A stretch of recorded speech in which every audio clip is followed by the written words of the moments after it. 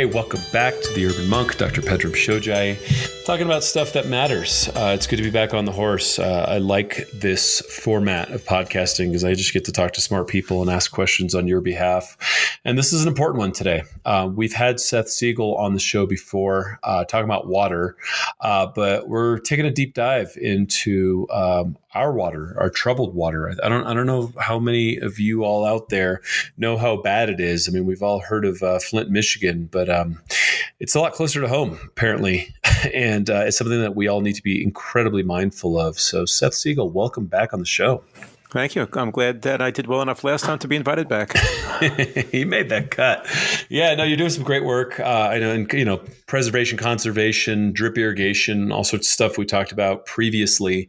But now, look, not all waters. I mean, look, water's water, but what we do to the water is something that I think a lot of people have been looking away from, including the people that we think are supposed to be watching it, which is the part that pisses me off the most. Me too. Man, I mean, there's so many. It's why I wrote the book. Really, this is not just to write a book. This is really to get like a citizens movement started. That whereby we once we all understand just how bad it is, and worse, how easily fixable it is, and yet worse, how our elected and appointed officials have been sleepwalking. I think we're going to see some really exciting changes in the next couple of years. And we're going to need to, because people are getting sick, and it's like in Flint, it was a thing. But how widespread is it? Let's just start with that. Like, how bad is this problem? Well, part of the answer is that we don't know because of the fact that the EPA isn't doing as much as it could be doing in terms of looking out for public health. So it starts with that. But when you have independent testing of drinking water almost everywhere, and by the way, drinking water, I include both tap water and bottled water, and I hope we'll get a chance to talk about both of those a bit on your show. But whenever you have this independent testing, what's clear is that there's almost always some level of contamination in it. Now, it isn't always the case that the level of contaminants is higher than what the EPA currently says is a contaminant that we should be worried about. But what concerns me most here is the fact that with 120 some odd thousand chemicals of different kinds in commerce in the United States, a mere 70 of them are regulated contaminants by the EPA vis-a-vis our drinking water. And as terrible as that ratio is, there has not been a single new chemical regulated by the EPA in more than 20 years. Now, let me just explain to you, I mean, I'm sure you know, but let me explain to your listeners who may not know what it means that it means to be regulated. What it means to be regulated is that every utility in the U.S. is then obliged to test for the presence of that contaminant and then to either reduce it down to what's considered the safe level, which oftentimes isn't actually the safe level on further examination because the numbers selected are political choices more than their health choices. And if the utility doesn't do that, then the utility has to file a self-evaluation, which says basically, oops, we've allowed contaminants in the water. And last year, there were some 80,000 violations of the Safe Drinking Water Act for health and other problems that were filed. And that's a self-reporting system. So you have to imagine the real number is significantly higher than that. You put all this together, and what you come to quickly understand is that there's just no possible way that there hasn't been another contaminant that we should be worried about that is in our water for more than 20 years. It's not like I'm an alarmist. I'm not a conspiracy theorist. I'm not an anti-vaxxer. I'm not any of those things. I'm a centrist guy with a business background, and it's just an appalling fact here that there hasn't been any activity for so long. Well, just to put things in perspective, I mean, since you made that statement 60 seconds ago, some guy in a lab invented a new chemical that's now out in the market. Just about right. There are a couple of thousand new chemicals added to the chemical list almost every year. And by chemical, I also include pharmaceutical products. So because that also gets into our drinking water.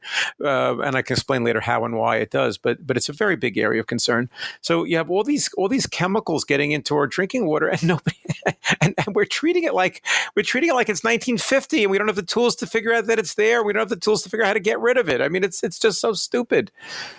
Is it a lack of funding? Is it a lack of political will? Is it all the above? Like, why the hell are we looking away from the most important thing that we have, which is, clean, safe, healthy drinking water? Until people call out for action, the easiest thing for every bureaucracy, and I include Congress as a bureaucracy, the easiest thing to do is to do nothing.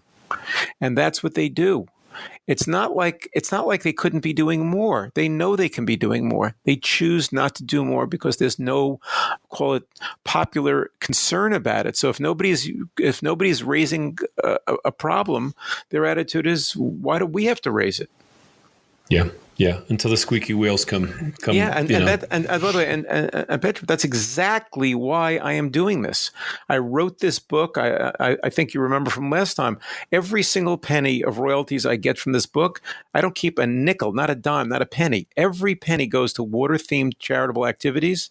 I donated it all away, and my charitable activity here is to help raise this awareness, because we are all, every one of us, are at risk for ourselves, our children, unborn children in mommy's bellies, older people who are vulnerable, people who are on chemotherapy. Every one of them are highly vulnerable to the contaminants that are in our drinking water. Let's bring this home for people who say, why should I care? What kind of health problems are linked to these contaminants? Okay, they fall into two major buckets. First is cancers, and the second one is endocrine disruptions, or disruptions to the hormonal systems of the body. And I want to make clear to your listeners that what we're not talking about necessarily is something like 150 years ago, where there'd be cholera in the water, and you would drink it, and within 72 hours you'd be dead. That's not what is happening anymore, and that's a very major step forward. And I must say, I praise the EPA for the fact that they really are very good on what I'll call the contaminants that can kill you quickly. Where they are less good, and I profile somebody from the EPA in my book, more than one, but somebody from the EPA who said, we're not really good we're really good at stopping the contaminants that kill you quickly. It's the ones that kill you slowly that we're not so good at. And so that's really where the area is. That in the first area is in cancers. There's a whole bunch of different carcinogens that get into our water, and it's proven. I mean, I can list the names of them. Some of the chemicals is things people have heard of, others not. But these are chemicals that we are now known human carcinogens, and they cause bladder cancer or testicular cancer or thyroid cancer and other cancer, kidney cancer, all kinds of different cancers. And so that's the first category. The second category, which frankly I find more troubling, and I am not myself a scientist, but I did 125 interviews for this book. I spoke to many scientists. They're all listed in the back of the book. And what they tell me is that this second area is in some ways more concerning, because all kinds of endocrine disrupting compounds are getting into our drinking water, and they're affecting, when I speak of hormones, people usually think of sex hormones. So it does affect sex hormones. It affects desire. It affects fertility, but it also affects ability to grow and focus and things that ultimately have implications for IQ and implications for a proclivity to criminality and obesity and diabetes, and all the things that are controlled by the body's hormonal systems are being disrupted. And the reason for that is, if I could just take one more second, is because the very chemicals that we use to adjust our body systems, right? We all, not you and me maybe, but 70% of Americans, 12 and over, take at least one prescription medicine a day, and 20% take 5 or more a day. Within a few hours of taking that pill, we either pee it out, or we shower it off, our skin off, from sweating it out, or it goes into our washing machines. And what we find is that all that ultimately goes, I can describe the process, it ultimately gets put into our water supply and then comes back out in a highly diluted form. Now, these different medications, or the pesticides that kill off bugs, all of these different chemicals, what they are created to do is to monkey with the endocrine system. Right? You want to have higher appetite for sex or lower appetite for sex. You want to have a higher appetite for food or a lower appetite for food. You want to sleep more, you want to sleep less. You want to reduce your blood pressure, you want to increase your blood pressure. And on it goes, with dozens and dozens of different categories. And in the case of pesticides, it doesn't blow the head off of the bug. What it does is it monkeys with their endocrine system, and it causes them to become infertile, or to get into a deep sleep and to die that way. And so in these micro quantities, these chemicals get into our systems as well. And they have an unknown effect on us. And what we need the EPA to be doing is to be testing these different chemicals and telling us what the effect is and using modern existing technology to clean the water of these chemicals. How ill-equipped are they? I mean, so what I'm hearing is they'll pump it up, they'll chlorinate it to beat cholera, but basically all the carcinogens, all the obesogens, all the pharma that people are peeing out, and the pesticides, there's no screen for it at all. Yes, exactly right. It's hard to imagine that, isn't it? What we have God is damn it. Yeah. What we have, and by the way, so here you are, a really smart guy. You talk to smart people all the time, and you didn't know this either, and that's exactly my point. Once the public knows about this, people will not put up with this nonsense. What we have as a system is listen, when we had our wastewater treatment plants, which there were 14,000 some odd in the United States, when these were all created, the ideas behind them, what happened was we said, ooh, poop is smelly and disgusting, and we're dumping into our lakes and rivers, and we want to get rid of that disgusting feeling of having to be around it. So what they did was they invented a brilliant system for its era, 1910, 1920, we're talking about, a brilliant system where they found all these very interesting, friendly bacteria to chomp, and eat up all of the what's called organic material, right? The stuff in the poop, the chicken scraps that you wash down the sink after dinner, and so forth. All that goes into the wastewater treatment plant. All of it is treated, and all of that bad guy stuff goes away. However, around 1950, America became a very different country. We started using lots and lots of pharmaceutical products. We started using lots and lots of industrial chemicals and solvents. And we never changed the way we addressed our wastewater. And then on the inbound side, around 1910, 1915, we started chlorinating the water with great effect. Cholera basically disappeared in the United States. But we never changed what we do now on the inbound side either. So we have the outbound side, the stuff's getting out. And on the inbound side, we're taking care of the organic stuff, bacteria that grows in the water while it's being shipped to us. But we do nothing about the inorganic material, the chemicals that are in our drinking water. Is the technology there? And totally, completely, it's there. In fact, one of the chapters of my book talks about one of the great communities in America, Orange County, California, which made a decision years ago for unrelated reasons. It wasn't related to health. It was for another reason altogether. But as a happy consequence, they realized that they can get rid of all of the stuff out of the water. And so, hallelujah, what great news. They're able to... What they put in a reverse osmosis system. They put in ozonation. They put in microfiltration.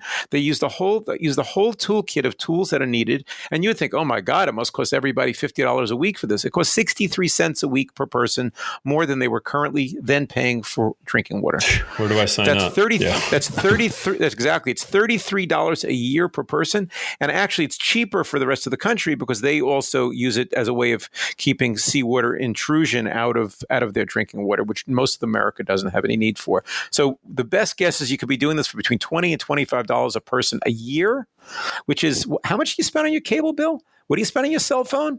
What do you spend on the next extra pair of sneakers? And by the way, if we're talking about poor people, we are a rich enough country that we provide food, for people who are hungry, we provide housing for people who are homeless. We can provide water vouchers also for those who can't afford to pay for the better water. Everybody should have high quality, safe, clean drinking water, regardless of ability to pay, but it's not that expensive. Well, the irony is we're paying for the healthcare of the poor people who are coming in with the aftermath of all the endocrine disruption and the challenges, whether it's through, federal programs or state programs, the healthcare is going to cost 10x that, after 10 years, 15 years, whatever it is. I mean, the writing's on the wall. It's there.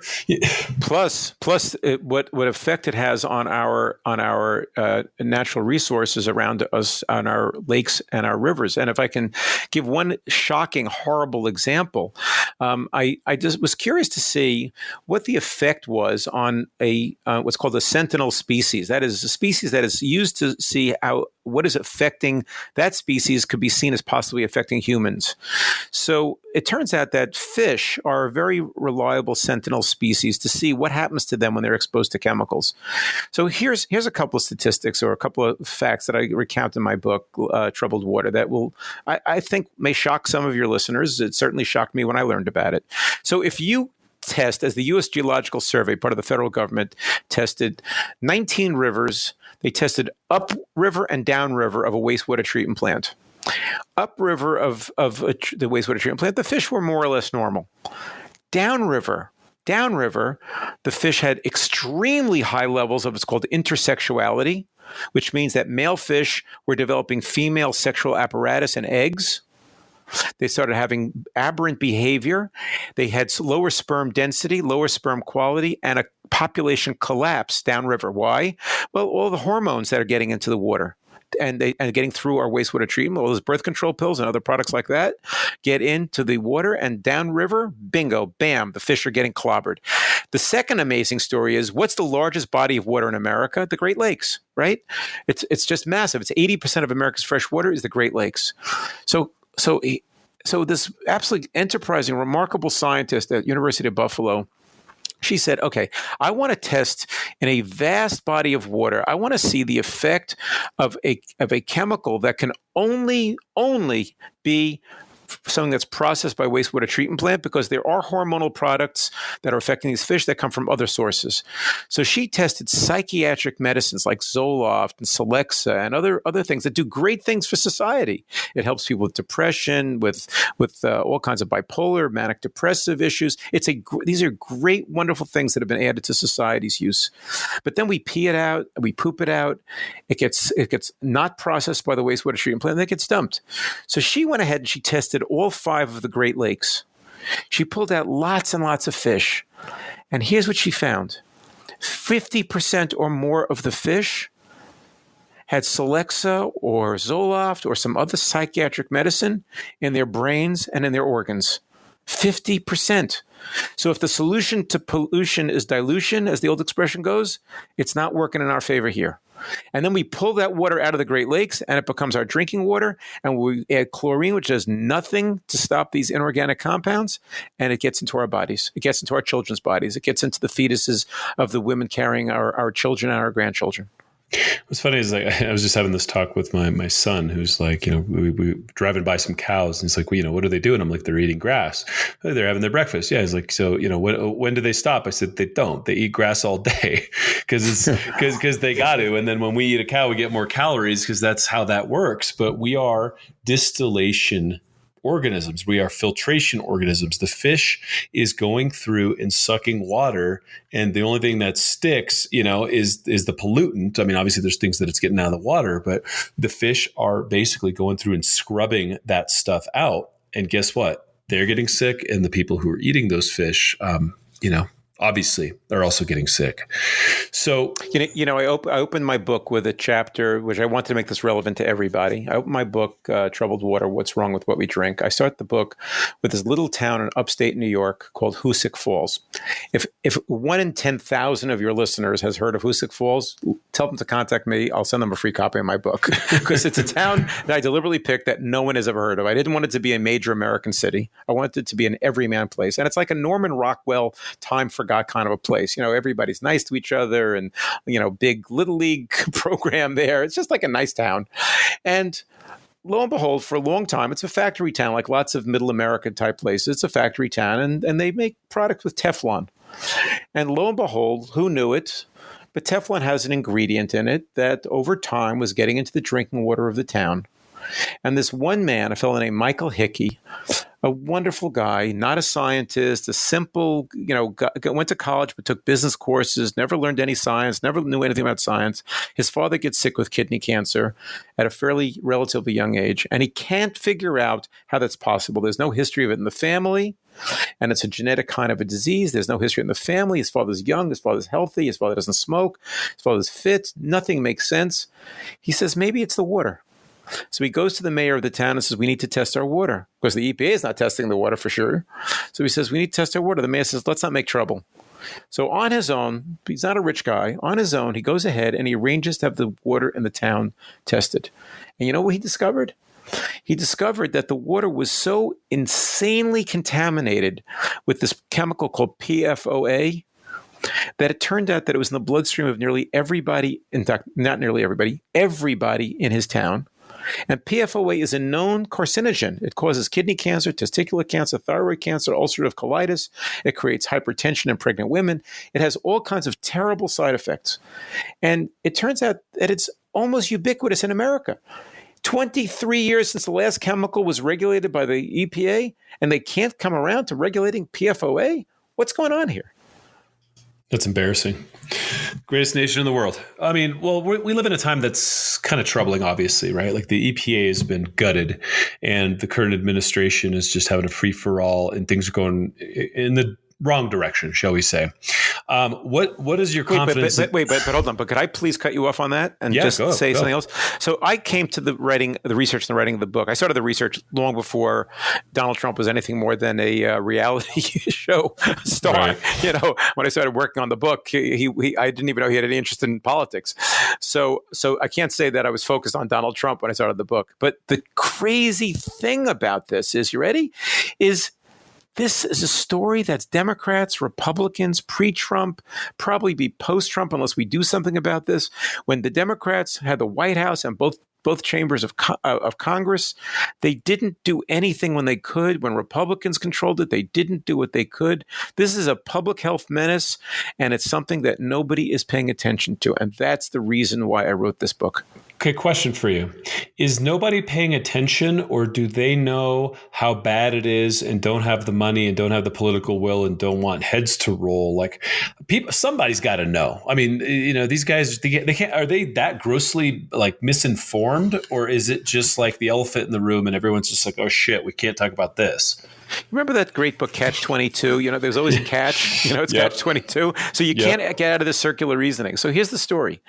The people, and these are smart people, these are good people. There's nobody out there trying to poison our children. Everyone I interviewed, I came away liking, respecting. These are people who care. But here's this Catch-22. This is what they say. We should regulate every chemical that's dangerous. But we're not doing the research. So until the research proves that it's dangerous, we shouldn't be wasting the money to regulate the chemical. So fine. So we should do research. Okay, so then sometimes finally there's enough of a public uproar that they start doing a little bit of research, but they always then say, it's inconclusive. What do we need? More research. More research. So there's a chemical called perchlorate that started being investigated by the EPA 23 years ago.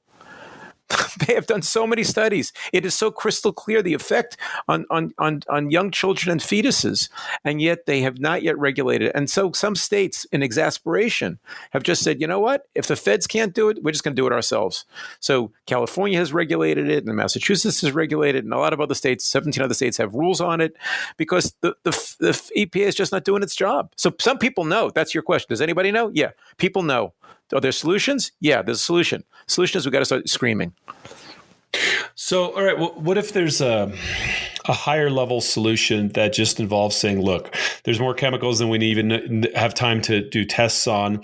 Is there a filtration system, some sort of, nexus of technologies that, say, Orange County was using that would pretty much scrub out all the crap to at least ensure water is water, and we just jump over all that nonsense?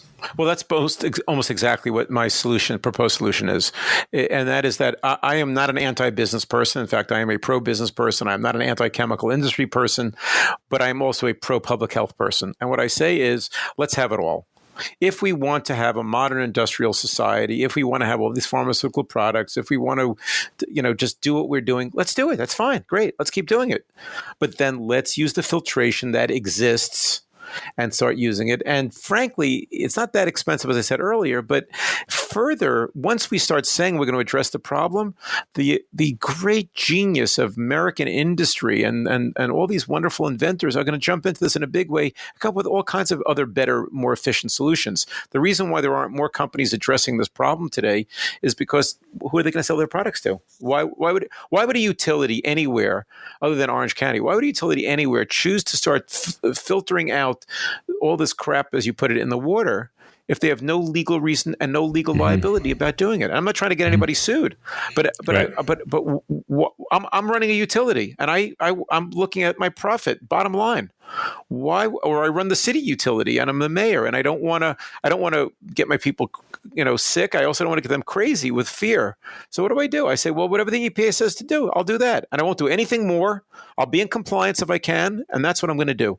That's the problem. Nobody's going any further on this than they should be going. Is there a way?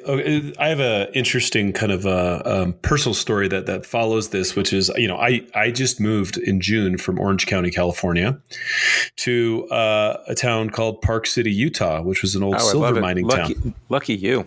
Lucky me, right? But here's the deal. My kids know, don't drink the tap water, right? There's arsenic in it.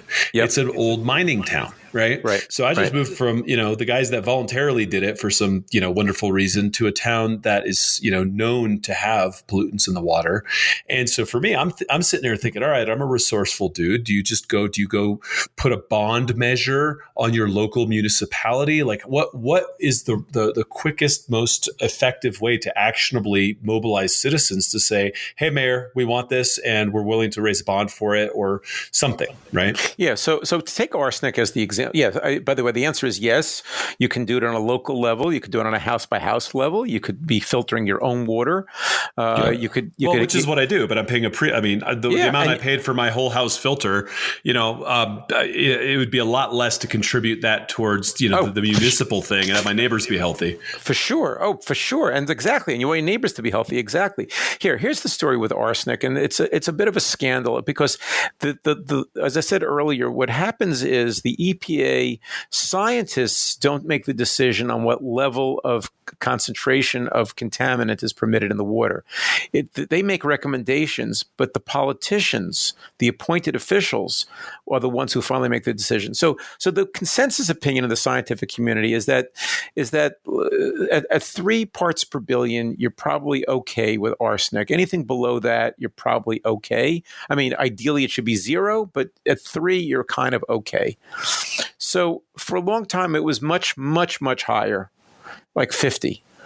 And there was a whole big brouhaha with the environmental community. How do we get it down? How do we get it down? How do we get it down? And finally, at the end of the Clinton administration, they decide on political grounds to reduce it to 10. Now, 10 is definitely better than 50. That's great. That's wonderful. Good choice. But they didn't want to go the extra route because that would mean yet more communities that are at 6 and 7 and 8 and 9 would also have to do filtration. So because they didn't want to pay the political price of getting people annoyed with them, they made believe that the healthy number is 10 when it isn't. So that's the other problem we have here, which is that we're not using the best science we could be using here to get the best health outcomes either. 10 is definitely better than 50, but if the right number is 3 or 4 or 5, that's what it should be. And if I can, I have one other example like this with PFOA, which I mentioned earlier about Hoosick Falls.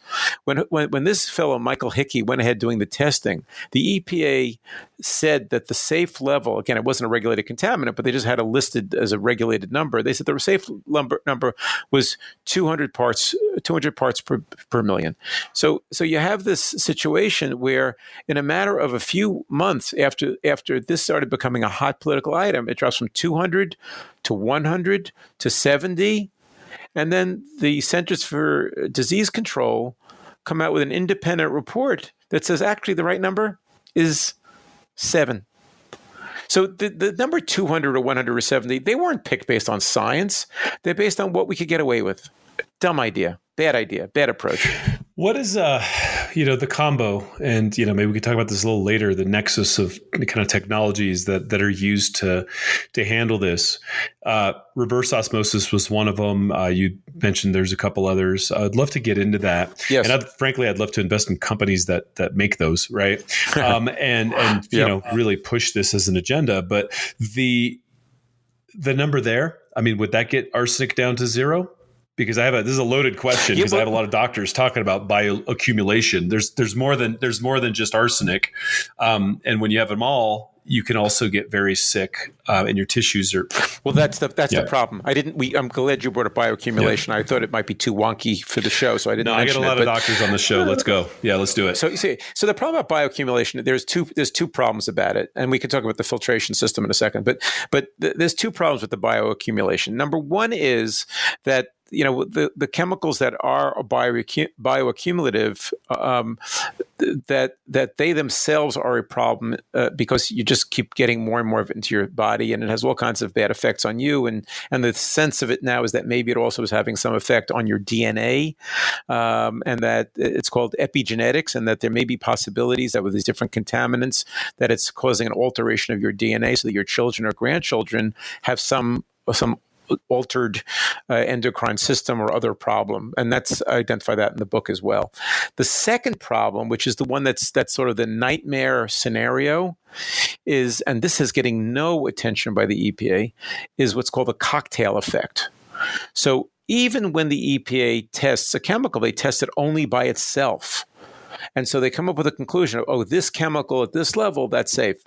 But here's what they don't talk about. What happens if this chemical is blended with that chemical? Because we're not getting just one contaminant at a time in our bloodstream. We're getting a few.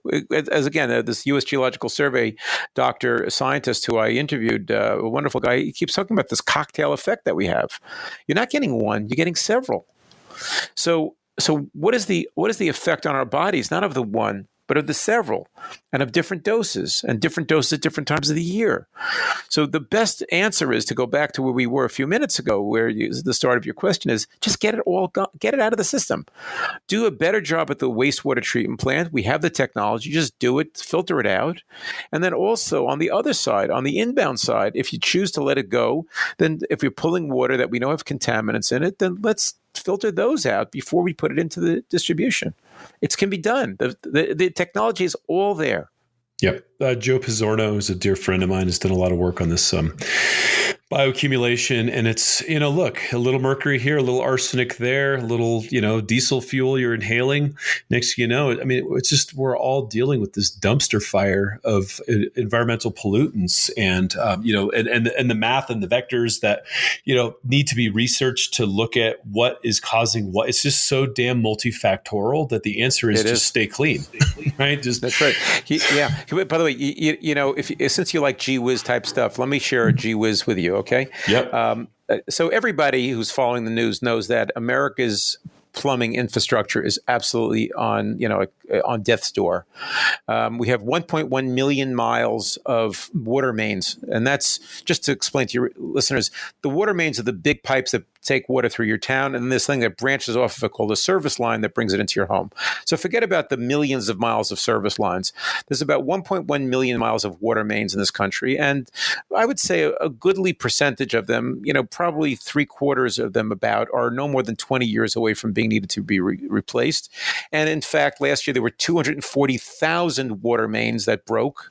So and it's increasing at a double-digit rate year on year. So we know that the water mains are really needing to be replaced. Okay, so that's a premise of the point I'm about to make. So what's happening is communities that are starting to replace water mains, what do? They replace, and the water main sits in the ground then for no less than 50 years and as much as 110 years. Okay, so that's the range of useful life of these things.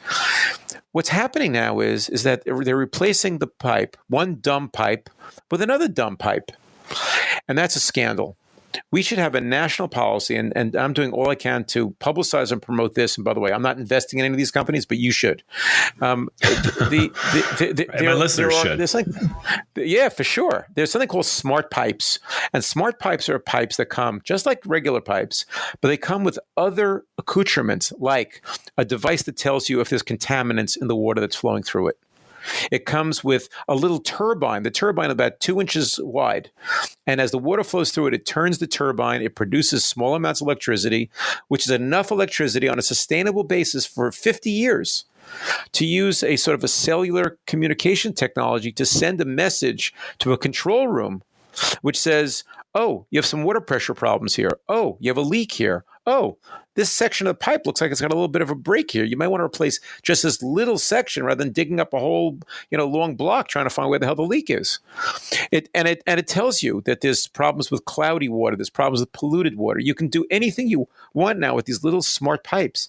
And unfortunately, most communities are not buying them because of this very small extra cost, because their attitude is, we'll get away with the best we can get away with. Let's do as little as we can do. Once again. Yep. Plus, it's buying me 50 years. Let it be someone else's problem. Yeah, I'm the mayor. I won't even be. I mean, maybe then I'll be president or I'll be governor, but I'm not going to be mayor then. It's not my problem. Someone else's problem. Yep.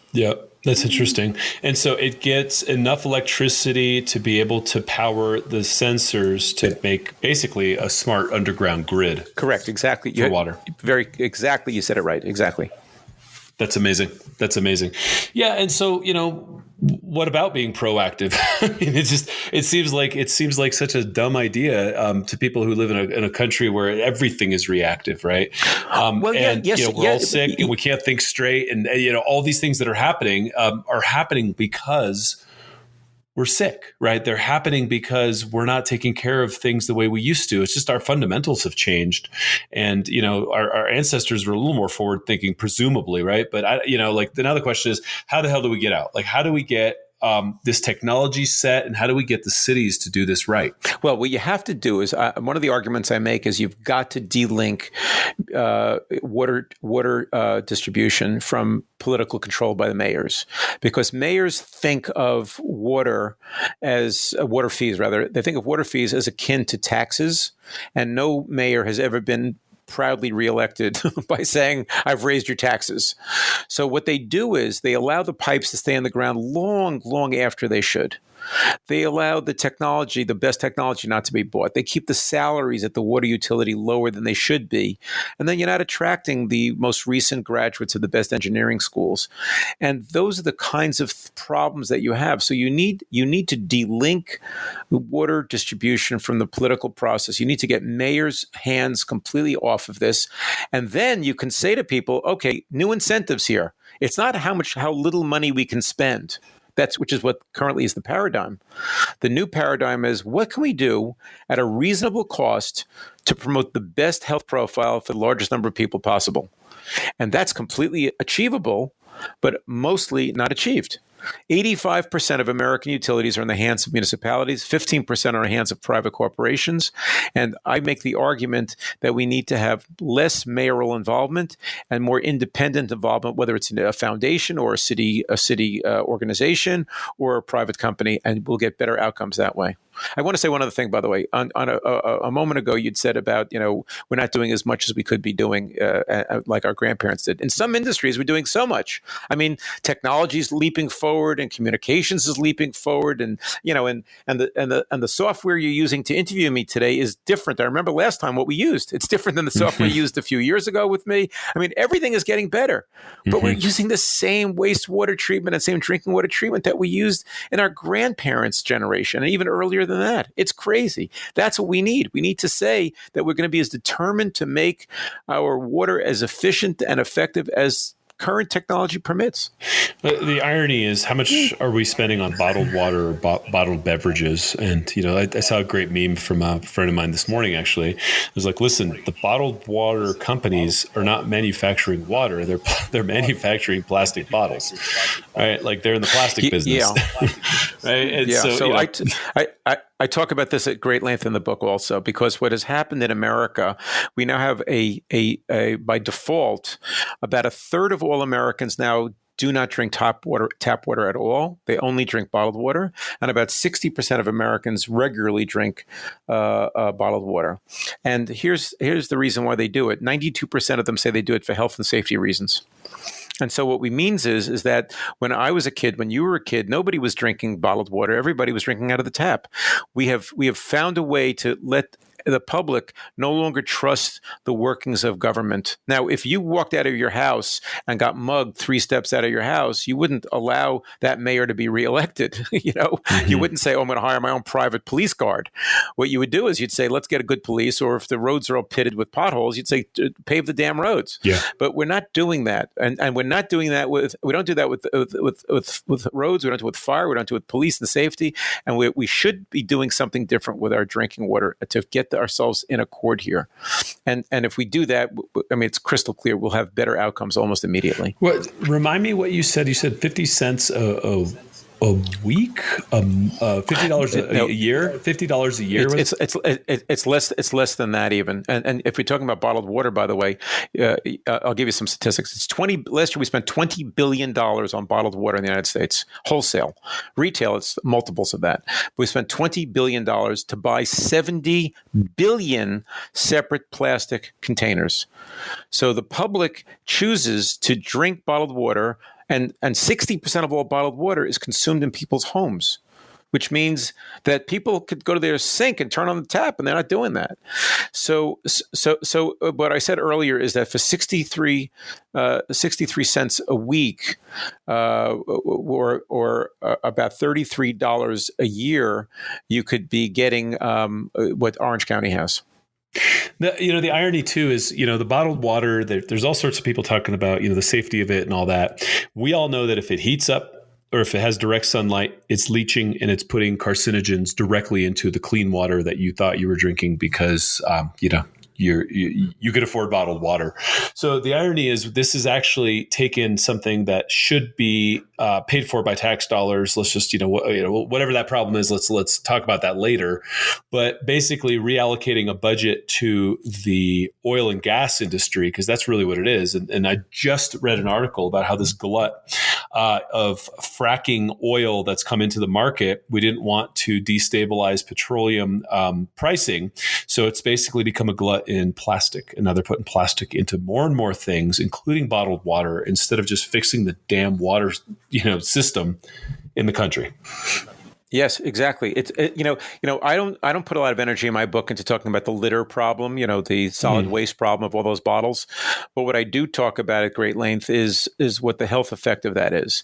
Because exactly as you say, when the plastic bottle gets heated because you leave it in your car, or or before you buy it, it's been in a warehouse, or if you've ever driven up to a gas station on a hot summer day, they've got those pallets of cheap water, 63 cents a bottle if you buy 10 or more, kind of thing. Like stay away from those bottles. Yeah. That's the last bottle I'm buying. Those bottles been out in the direct sunshine for days and days. Because what it is it creates all kinds of problems. And there's specifically, we know of particular chemicals, phthalates they're called, that come out of the plastic into the water, and they have all kinds of dreadful effects on young children and grievous effects on the fetuses of pregnant women. So you really don't want to be putting yourself into that situation. What is that? I mean, I don't know if you did the back of napkin math on that, but the amount of money being spent on plastic water bottles per capita per household, I mean, does it even come? Like what does that average out to? Yeah, so here's what you need to know. Look, globally speaking, water is a $600 billion industry. We're a fraction of that in the United States, and about a third to a half of that is for services and technology. So you're talking about something that probably is a little bit more than what we're spending on our water fees, but not some crazily larger amount because the cost of bottled water is so much higher than drinking water cost that by virtue of just cleaning our drinking water, you still would have to spend a little bit more, but you would be saving in the long term, as you said earlier. We'd be saving on the environment and our health as well. But you would also get rid of this solid waste problem. I mean, God knows I don't have any idea, and I didn't spend any energy trying to track it down. I have no idea what the cost is to society in transporting that trash, burying that trash, addressing that trash, because only about a very small percentage, under 25% of all plastic bottles that are used for drinking water ever get recycled. So the rest of it becomes trash or becomes litter or gets into the ocean. It's in the ocean. And what happens is it becomes microplastics in the ocean, which are killing all the fish. And I mean, a whole other can of worms there, but it's not pretty. Okay. So, it's not just in the ocean. I want to just add, there's an emerging area of science, which I was lucky to speak to the guy who invented this field of science, that there's seawater microplastics, which we've been talking about for 20 years. But there's now this new concern about freshwater microplastics.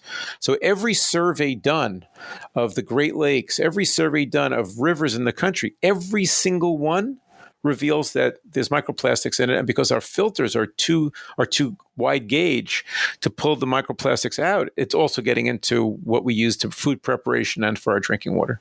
So let's talk about solutions, because I mean, it's infuriating. Once you kind of like get the big picture of the whole damn thing, it's like such an unnecessary public health / environmental / everything crisis, right?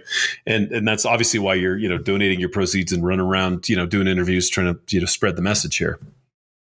Well, the book itself, look, the book is out only a few days, but I want to say that I've already gotten a surprisingly positive reaction from people from industry, from politicians of both parties. I've been really very gratified about that. I've spoken to fairly senior people who are all saying we're dreaming of somebody leading this process. And I'm not the one who's eager. I'm not eager to be the leader on this. I just want to raise awareness on this.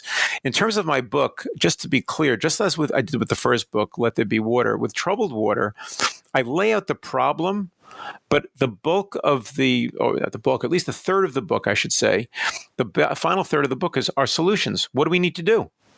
And so it's everything from smarter governance to smarter use of market forces to much more research to a better use of how our utilities are organized. And I should say a word about that, to home filtration opportunities. And if you put all these different pieces together, better research, more spending, better governance, you're going to have a very, very much better health profile and a very much better outcome.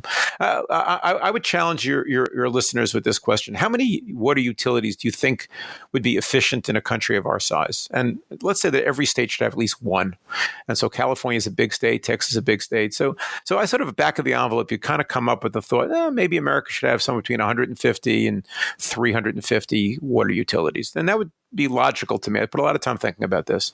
And you have 435 members of Congress for the entire U.S. You have about 200 electric utilities that cover about 60% of all electricity used in the United States. You got a smaller number of that of cable companies that cover about a little more than half of all cable use in the United States. Okay, so we have some order of magnitude. But what do we have in water utilities? We have over 50,000 water utilities in the United States.